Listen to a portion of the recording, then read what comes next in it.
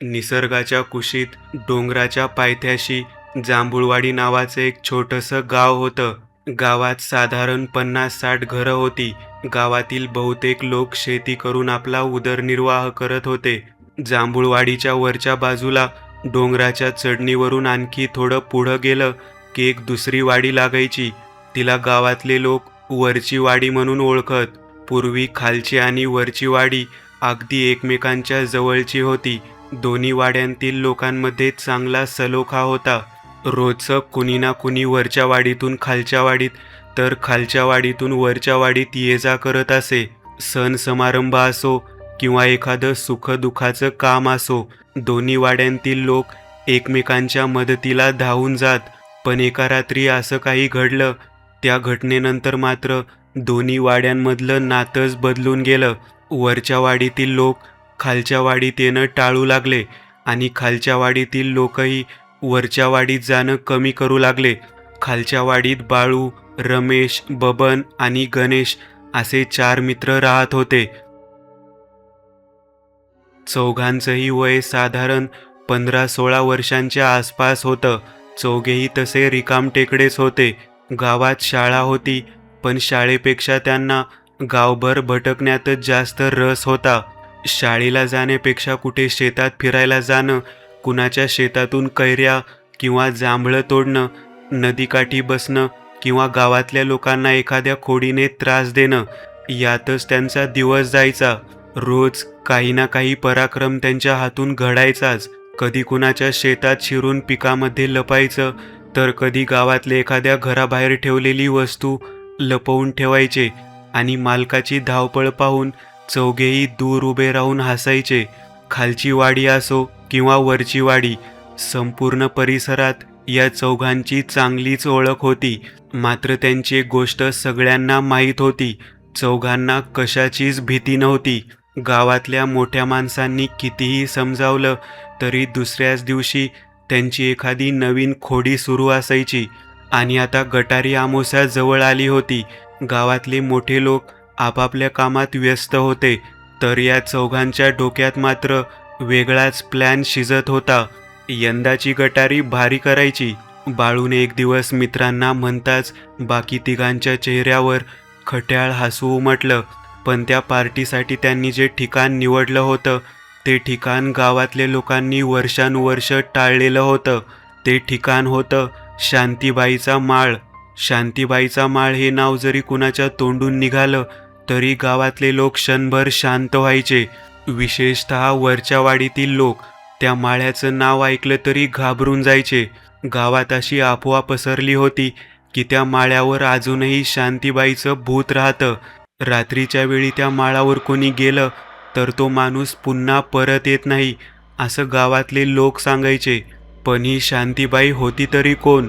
शांतीबाई म्हणजे वरच्या वाडीतील शांता नावाची एक बाई. ती अनेक वर्षांपूर्वी एकटीच आपल्या शेतात राहायची. तिचं घर शेताच्या अगदी कडेला होतं. शांतीबाई स्वभावाने थोडी कडक होती. तिच्या शेतात कोणी चोरी करायला गेलं तरी ती त्याला अजिबात सोडत नसे. त्यामुळे गावातील लहान मुलंसुद्धा तिच्या शेताच्या आसपास फिरायला घाबरायची. पण काळाच्या ओघात शांतीबाईला जाऊन बरीच वर्ष झाली होती, तरीही तिच्याबद्दलच्या गोष्टी मात्र संपल्या नव्हत्या. गावातले काही लोक आजही म्हणायचे, शांतीबाई गेली असली तरी तिचा जीव त्या माळावरच अडकून राहिलाय. तर काही जण तर त्याहूनही पुढे जाऊन सांगायचे, मी स्वतः तिला रात्री त्या माळावर पाहिलंय. कोणी म्हणायचं ती माळावरून चालताना दिसली, तर कोणी म्हणायचं रात्री तिच्या घरातून आवाज येतात. खरं काय आणि खोटं काय कुणालाच माहीत नव्हतं. पण एक गोष्ट मात्र नक्की होती, रात्रीच्या वेळी शांतीबाईच्या माळाकडे जाण्याची हिंमत गावातला कुणीही करत नव्हता. आणि आता बाळू, रमेश, बबन आणि गणेश यांनी गटारी अमावास्येची पार्टी करण्यासाठी याच शांतीबाईच्या माळाची निवड केली होती. चौघांना गावातल्या या अफवा माहीत होत्या, पण त्यांना त्या सगळ्या निव्वळ थापा वाटत होत्या. कारण त्यांना अजून कल्पनाच नव्हती की त्या रात्री शांतीबाईच्या माळावर त्यांची वाट पाहत कोणीतरी बसलं होतं. गटारी अमावास्येचा दिवस उजाडला.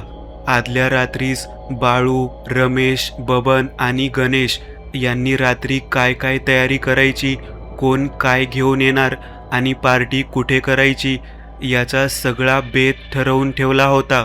सकाळ झाली तशी चौघेही आपापल्या घरात उठले, पण सकाळी उठल्या उठल्या त्यांचा सगळा उत्साह मावळला. घरातून त्यांच्या बापांचे आवाज एकामागून एक ऐकू येऊ लागले. "अरे बाळ्या, उठ की र, शाळेला जायचं आहे की नाही?" बाळूने अंथरुणात पडून आळस देत उत्तर दिलं, "होय बाबा, जातोय की. जातोय म्हणतोय, कालपासून तुझी शाळा बंदच आहे जणू. चल आवर लवकर." तिकडे रमेशच्या घरातूनही त्याच्या बापाचा आवाज आला, "अरे रम्या, पुस्तक घे आणि चाल शाळेला. आज जर शाळा सोडून गावात कुठं दिसला ना तर तंगडी तोडून हातात देईन." रमेश लगेच उठून बसला, "नाही बाबा, शाळेलाच जातोय. कशाला रागवता?" बबनच्या बापानेही त्याला बजावलं, "बबन्या, आज तुझं काही नाटक नको हां. शाळा सोडून इकडं तिकडं भटकताना दिसलास तर याद राख." "नाही रे बाबा, म्हणजे नाही हो बाबा, शाळेलाच जातो." गणेशचीही अवस्था काही वेगळी नव्हती. त्याच्या बापाने दारातूनच आवाज दिला, "गण्या, नीट शाळेला जा. आज जर गावात कुठं टवाळक्या करताना दिसलास तर घरी आल्यावर बघ तुझं." "वय बाबा, जातोय." चारही मित्रांना बापांची चांगली स्तंभी मिळाली होती. रात्रीच्या पार्टीचा बेत डोक्यात असूनही आता शाळेला जाण्याशिवाय त्यांच्याकडे दुसरा मार्ग नव्हता. चौघांनी कसाबसा गणवेश घातला, पुस्तकांची पिशवी खांद्यावर टाकली आणि घराबाहेर पडले. गावाच्या रस्त्यावर चारही जण एकत्र आले. "अरे, आज तर बापांनी लईच डोकं खाल्लं र." रमेशने आजूबाजूला पाहिलं आणि हळू आवाजात म्हणाला, "गप र, शाळा सुटू दे. रातच्याला काय करायचं आहे ते लक्षात आहे ना?" बाळू हसत म्हणाला. बबनने लगेच मान हलवली, "शांतीबाईच्या माळावर जायचं आहे. विसरलात का काय?" गणेशने आजूबाजूला पाहिलं आणि कुजबुजला, "गप बसा र, कुणाच्या कानावर गेलं तर आपली गटारीची पार्टी तर गेलीच, वर घरी धुलाई वेगळी." चौघेही हसले आणि मग शाळेच्या दिशेने निघाले. पण त्यांच्या मनात एकच विचार होता, आज रात्री शांतीबाईच्या माळावर गटारी अमावस्येची पार्टी होणार होती. रात्र झाली तशी चौघांनी आपापल्या घरच्यांना वेगवेगळी कारणं सांगितली. "जरा काम आहे, येताना उशीर होईल," असं सांगून एक एक जण घरातून बाहेर पडला. गावापासून थोडं लांब गेल्यावर ठरलेल्या जागी रमेश, बबन आणि गणेश एकत्र जमले. तिघांच्याही हातात काही ना काही सामान होतं. कुणाच्या हातात तांदूळ होते, कुणी बाकीचं सामान आणलं होतं, तर गणेश मोठा कंदील घेऊन उभा होता. "अरे बाळ्या कुठं आहे? कोंबडा आणायला गेलता ना तो?" रमेश वारंवार रस्त्याकडे पाहत होता. "अरे थांब गड्या, धीर धर जरा, येईल की लगेच. एवढं काय घाई करतोस?" बबनने त्याला शांत करत म्हटलं. तेवढ्यात दुरून बाळू येताना दिसला. त्याच्या हातात एक मोठा घमेला होता आणि त्यात कोंबडा होता. "काय र बाळ्या, कुठून घेऊन आला हा कोंबडा?" गणेशने बाळूला पाहताच विचारलं. "अरे गड्यांनो, मास्तरांच्या घरातून चोरून आणलाय कोंबडा." बाळूने छाती फुगवत इकडे तिकडे पाहिलं आणि हळू आवाजात म्हणाला. त्याचं बोलणं ऐकताच तिघेही काही क्षण एकमेकांकडे पाहत राहिले आणि पुढच्याच क्षणी चौघेही एकमेकांना टाळ्या देत जोरजोरात हसू लागले. "अरे बाळ्या, तुझं डोकं काय चालतंय र?" गणेश हसता हसता म्हणाला. "आता गटारीची पार्टी म्हणजे भारीच पाहिजे ना?" बाळूही हसत म्हणाला. चौघांचाही हसण्याचा आवाज रात्रीच्या शांततेत घुमू लागला. नशीब त्यावेळी आसपास कोणीच नव्हतं, नाहीतर त्यांची पार्टी सुरू होण्याआधीच तिथेच बंद पडली असती. चारही मित्र गप्पा गोष्टी करत शांतीबाईच्या माळाकडे निघाले. रात्र चांगलीच गडद झाली होती. संपूर्ण आकाश काळ्या कुट्टा अंधारात बुडालं होतं. त्यांच्या हातातल्या मोठ्या कंदिलाचा पिवळसर उजेड त्यांच्या पुढचा थोडासा रस्ता उजळवत होता. त्या पलीकडे मात्र सगळीकडे काळोखच काळोख होता. आजूबाजूला कुठे बेडकांचा डराव डराव आवाज येत होता, तर कुठे रातकिड्यांची किरकिर सुरू होती. अधूनमधून झाडांच्या पानांची सळसळही ऐकू येत होती. एखादा घाबरणारा माणूस त्या वातावरणात असता तर त्याची नक्कीच घाबरगुंडी उडाली असती. पण हे चारही मित्र काही साधेसुधे नव्हते. त्यांना अशा अंधाऱ्या रात्रींची सवयच होती. याआधी ते अनेकदा रात्री शेतात, डोंगराच्या बाजूला किंवा जंगलात खेकडे पकडायला जायचे. त्यामुळे रात्रीचा काळोख, बेडकांचा आवाज किंवा रातकिड्यांची किरकिर यापैकी कशाचीही त्यांना भीती वाटत नव्हती. गणेश कंदील पुढे धरून चालत होता. "अरे गण्या, एवढा कंदील पुढं धरून काय मास्तरांसारखा चाललायस र? शांतीबाईला वाट दाखवायची आहे का?" बाळू मोठ्याने हसत म्हणाला. रमेश आणि बबन मोठ्याने हसू लागले. "गप र, कंदील नाही धरला तर अंधारात धडपडत पडशील." गणेश रागाने म्हणाला. "म्या काय तुझ्यासारखा कच्चा आहे वय?" बाळू लगेच म्हणाला. चौघेही पुन्हा हसू लागले. पण त्यांच्या हसण्याचा आवाज दूरवर पसरला आणि काही क्षणांनी पुन्हा सगळीकडे शांतता पसरली. त्यांना अजून कल्पनाही नव्हती. शांतीबाईच्या माळाच्या जवळ जाताना त्यांना जे दिसणार होतं, त्यानंतर त्यांचा हा बेफिकीरपणा कायमचा संपणार होता. काही वेळाने चौघेही शांतीबाईच्या माळावर पोहोचले. माळावर पाऊल ठेवताच चौघेही काही क्षण थांबले. संपूर्ण माळावर भयान शांतता पसरली होती. आजूबाजूला दाट झाडी होती. वाऱ्याची एखादी झुळूक आली की झाडांची पानं सळसळत होती. बाकी सगळीकडे नीरव शांतता होती. "अरे, शांती कुठंच दिसत नाही र." बबनने इकडे तिकडे पाहिलं आणि हसत म्हणाला. त्याच्या बोलण्यावर बाळूने लगेच टिंगल करत उत्तर दिलं. "अरे, झोपली असल र. एवढ्या रात्री उठून काही तुमची वाट बघत बसल." हे ऐकताच रमेश, गणेश आणि बबन मोठमोठ्याने हसू लागले. त्यांच्या हसण्याचा आवाज संपूर्ण माळावर घुमला. त्याच क्षणी त्यांच्या डोंगरावरच्या एका जुन्या झाडावर उलटी लटकलेली वटवाघळं दचकली. अचानक अनेक वटवाघळं पंख फडफडवत इकडे तिकडे उडून गेली. क्षणभर चौघेही वर पाहत राहिले. "अरे बघा, शांतीबाईची पोरं उठली वाटतं," बाळू म्हणाला. पुन्हा चौघेही खदखदून हसू लागले. पण त्यांच्या नकळत माळाच्या दुसऱ्या टोकाला असलेल्या दाट झाडीतून कोणीतरी त्यांच्याकडे लक्ष ठेवून होतं. चारही मित्रांनी माळावरच इकडे तिकडे पडलेल्या झाडांच्या फांद्या गोळा करायला सुरुवात केली. 2 दिवसांपासून पाऊस पडला नव्हता आणि दिवसभर कडक ऊन पडत होतं. त्यामुळे सुकलेल्या फांद्या सहज मिळाल्या. त्यांना लाकूड गोळा करण्यासाठी फार काही कष्ट घ्यावे लागले नाहीत. थोड्याच वेळात त्यांनी 2 चुली मांडल्या आणि त्यावर स्वयंपाकाची तयारी सुरू केली. इकडे रमेश आणि गणेश चूल पेटवण्यात गुंतले होते, तर बबन बाकीचं सामान आवरत होता. बाळू मात्र कोंबडा घेऊन एका झाडामागे गेला. तो तिथे बसून कोंबडा कापण्याची तयारी करत असतानाच अचानक त्याला आपल्या अगदी जवळून कसला तरी आवाज आल्यासारखं वाटला. बाळूने क्षणभर हात थांबवला. मग त्याने लगेच आवाजाच्या दिशेने पाहिलं, पण तिथे काहीच नव्हतं. आजूबाजूला फक्त झाडं आणि दाट झाडी होती. बाळूने वैतागून एक घाणेरडी शिवी हासडली आणि पुन्हा आपल्या कामाला लागला. "काय झालं र बाळ्या?" थोड्या वेळाने रमेशने तिकडूनच विचारलं. "नाही काय, तू आपलं काम कर." बाळूने काहीच झालं नसल्यासारखं उत्तर दिलं. तेवढ्यात बबनने खट्याळपणे डोळे मोठे केले आणि म्हणाला, "अरे, शांती आली असल." हे ऐकताच गणेश आणि रमेश एकमेकांकडे पाहू लागले आणि पुढच्याच क्षणी चौघेही पोट धरून हसायला लागले. "अरे गप र, तुम्ही काय बी बोलता," बाळू हसत म्हणाला. पण त्यांच्या हसण्यामागे लपलेली गोष्ट त्यांना अजून माहीत नव्हती.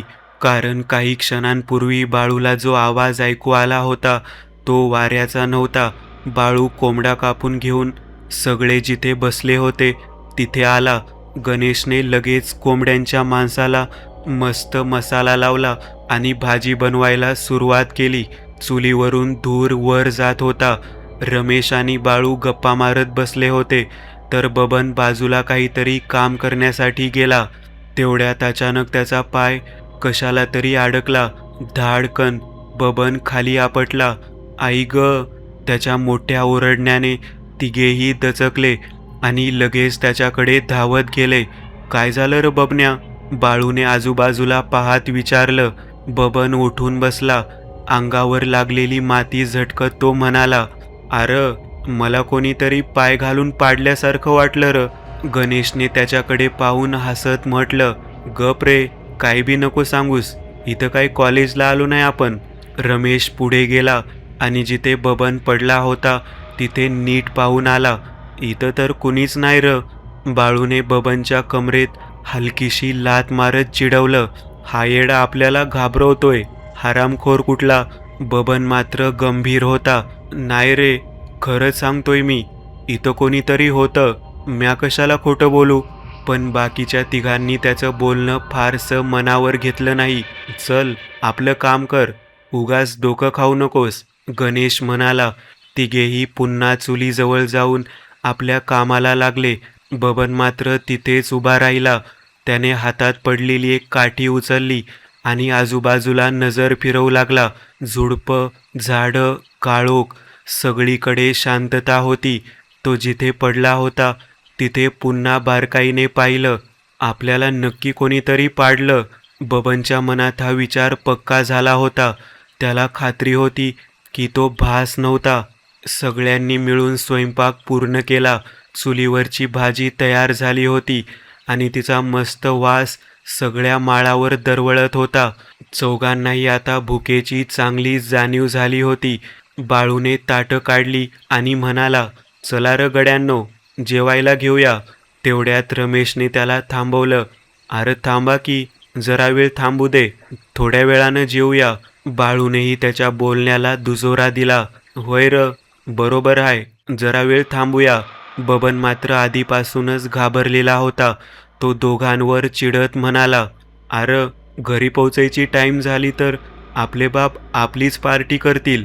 बबनचं बोलणं ऐकून तिघेही क्षणभर शांत झाले. त्याचं म्हणणं खरंच होतं. घरी उशीर झाला तर चौघांच्याही घरात त्यांची चांगलीच खबर घेतली जाणार होती. वैर, ते बी खरंच आहे. गणेशने मान डोलावली. मग चौघांनी जास्त काही चर्चा केली नाही. सगळे आपापल्या जागेवर बसले. समोर चुलीवर शिजलेलं जेवण होतं. कंदिलाचा मंद उजेड होता आणि आजूबाजूला काळोख पसरला होता. पण त्या चौघांना अजूनही माहीत नव्हतं, त्या शांत माळावर ते चौघे एकटे नव्हते. चौघांनी ताटं वाढून घेतली आणि जेवायला सुरुवात करणार तेवढ्यात अचानक गणेशच्या अंगावर झाडाची एक मोठी फांदी येऊन पडली. अरे बाप रे! गणेश दचकून बाजूला झाला. अचानक घडलेल्या त्या प्रकाराने चौघांच्याही अंगावर काटा आला. बाळूने लगेच कंदील उचलला आणि आजूबाजूला नजर फिरवली. कुणी केलं का रे हे? रमेशनेही इकडे तिकडे पाहिलं, पण आसपास कुणीच दिसत नव्हतं. सगळीकडे फक्त काळोख, झाडं आणि दाट झाडी होती. गणेशने घाबरलेल्या आवाजात म्हटलं, आर इथं कोणीतरी हाय र, नक्कीच कोणीतरी हाय. बबन लगेच म्हणाला, मी सांगतोय तुम्हाला, इथं काहीतरी गडबड आहे. बाळू काही बोलणार तेवढ्यात माळाच्या एका बाजूने अचानक कुणाच्या तरी किंकाळी ऐकू आली. चौघेही जागच्या जागी थिजले. क्षणभर कुणाच्याही तोंडातून शब्द फुटला नाही. रमेशने घाबरत बाळूचा हात पकडला. आर, हा आवाज कुणाचा र? बाळूने उत्तर देण्याचा प्रयत्न केला, पण त्याच्याही तोंडातून शब्द बाहेर पडत नव्हता. गणेशच्या हातातला कंदील थरथरू लागला. बबन तर आधीच घाबरून मागे सरकला. आता मात्र चौघांच्याही चेहऱ्यावरचं हसू गायब झालं होतं. शांतीबाईच्या माळावर ते एकटे नव्हते याची जाणीव त्यांना पहिल्यांदाच झाली होती. काही वेळापूर्वी ऐकू आलेला तो ओरडण्याचा आवाज नक्की कुणाचा होता याचाच विचार चौघेही करत होते. शेवटी बाळूने कंदील हातात घेतला आणि म्हणाला, चला र, पुढं जाऊन बघूया, कुणी काय तमाशा केलाय ते कळल. चौघेही सावधपणे आवाजाच्या दिशेने थोडे पुढे गेले. बाळूने कंदील इकडे तिकडे फिरवला. झाडाझुडपांमध्ये पाहिलं. माळाच्या एका टोकापासून दुसऱ्या टोकापर्यंत नजर फिरवली, पण काहीच दिसलं नाही. ना कुणी माणूस, ना कुठली हालचाल, फक्त रातकिड्यांचा आवाज आणि झाडांच्या पानांची सळसळ. अरे, गावातले लोक जे सांगतात ना, ते खरं असेल बहुतेक.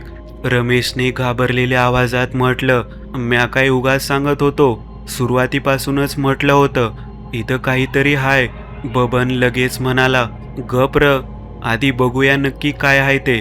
गणेश आजूबाजूला पाहत म्हटला, घाबरले होते पण पळून जाणारे ते चौघे कसले. बाळूने छाती पुढे काढली आणि अंधाराकडे पाहत मोठ्याने ओरडला, कोण आहे र, कोणाला माज आलाय, समोर ये. त्याच्या आवाजाचा प्रतिध्वनी माळावर घुमला, समोर ये. क्षणभर चौघेही शांत उभे राहिले. सगळ्यांचं लक्ष अंधाराकडे होतं पण कुठलाच प्रतिसाद आला नाही. बाळूने पुन्हा ओरडत विचारलं, आर, लपून काय बसलायस, हिम्मत असेल तर समोर ये. तरीही शांतता, इतकी शांतता की चौघांना स्वतःच्या श्वासाचाही आवाज ऐकू येत होता. आणि त्याच वेळी त्यांच्या मागच्या झाडीतून पानं सळसळल्याचा आवाज आला. चौघांनी एकाच वेळी मागे वळून पाहिलं पण मागे कुणीच नव्हतं. बबनच्या चेहऱ्यावर आता चांगलीच भीती दिसत होती. चला र, आता घराकडे जाऊया, मले काय बी ठीक वाटत नाही, तो हळू आवाजात म्हणाला. गप र बबन्या, एवढ्यात काय घाबरलास, नक्की काय आहे ते बघूनच इथून जाऊ. बाळूने त्याच्याकडे पाहत म्हटलं, वय र, आधी बघूया. रमेश आणि गणेशही बाळूच्या बोलण्याला दुजोरा दिला. बबन काही बोलणार तेवढ्यात अचानक जवळच्या एका झाडाच्या दिशेने बांगड्यांचा आवाज ऐकू आला. चौघेही जागच्या जागी थांबले. आवाज पुन्हा आला. बाळूने क्षणाचाही विचार न करता कंदील उचलला आणि त्या दिशेने धावत सुटला. थांबा र, म्या बघतो. रमेश, गणेश आणि बबनही त्याच्या मागोमाग गेले. बाळूने झाडाजवळ पोहोचून कंदील वर केला. आजूबाजूला पाहिलं, झाडामागे पाहिलं, झुडपांमध्ये कंदिलाचा उजेड टाकला पण तिथे कोणीच नव्हतं. बबनचा चेहरा आता पांढरा फटक पडला होता. आर, नक्कीच शांती असल, जाऊ दे ना, मरू दे आपली पार्टी, चला र, पळून जाऊया. तो तिघांच्या अगदी जवळ येऊन हळू आवाजात म्हणाला. बाळूने त्याच्याकडे रागाने पाहिलं. ग बस, सारखा काही शांती शांती करतोस. बबनने काही उत्तर दिलं नाही. तो मनातून इतका घाबरला होता की शक्य असतं तर त्याने त्या क्षणी एकट्यानेच गावाकडे धाव घेतली असती. पण काळोखात एकटं जाण्याची त्यालाही भीती वाटत होती. म्हणून तो नाईलाजाने बाकी तिघांसोबतच उभा राहिला. चौघेही पुन्हा त्या झाडाकडे पाहत होते आणि कुठून तरी पुन्हा बांगड्यांचा आवाज ऐकू आला. यावेळी मात्र आवाज त्यांच्या अगदी जवळून आला होता. आर, तिकडं काय, असं म्हणत गणेश त्या दिशेने पुढे गेला. मग त्याने वर झाडाकडे पाहिलं आणि अचानक मोठ्याने किंचाळला. गणेशची किंकाळी ऐकून बाळू, रमेश आणि बबन त्याच्या जवळ धावत गेले. पण वर पाहताच तिघांच्याही अंगावर काटा आला. समोरचं दृश्य पाहून ते जागच्या जागी थिजून गेले. बाळूच्या हातातला कंदील हातातून निसटून खाली पडला. रमेशच्या तोंडातून शब्दच फुटेना आणि बबन तर भीतीने इतका गोंधळला की त्याच्यावर ताबाच राहिला नाही. तो तसाच खाली पडला. कारण त्यांच्या समोरच्या जुन्या झाडावर पांढरी साडी नेसलेली एक स्त्री दिसत होती. ती झाडाच्या फांदीवर विचित्रपणे झुलत होती. तिचे लांब सडक केस चेहऱ्यावर पसरलेले होते. तिच्या पायांवर लालसर लांब नखं स्पष्ट दिसत होती.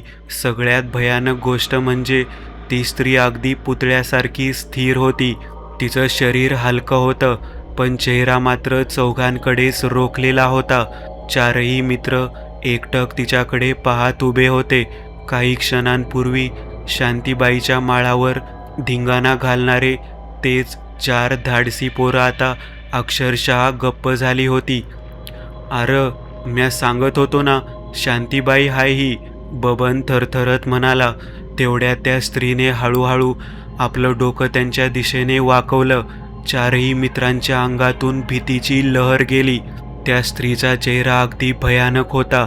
तिचे विस्कटलेले केस चेहऱ्यावर आले होते आणि तिची नजर चौघांवरच रोखलेली होती.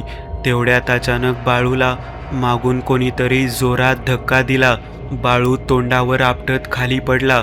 त्याला धक्का नेमका कुणी दिला हे पाहण्यासाठी त्याने घाबरत मागे वळून पाहिलं, पण मागचं दृश्य पाहून त्याची बोबडीच वळली. काही अंतरावर आणखी एक स्त्री उभी होती. ती सुद्धा अगदी त्याच्याच वयाची वाटत होती. तिच्या हातात त्यांनी थोड्या वेळापूर्वी बनवलेलं जेवण होतं. ती ते विचित्रपणे खात उभी होती. चारही मित्रांच्या लक्षात आलं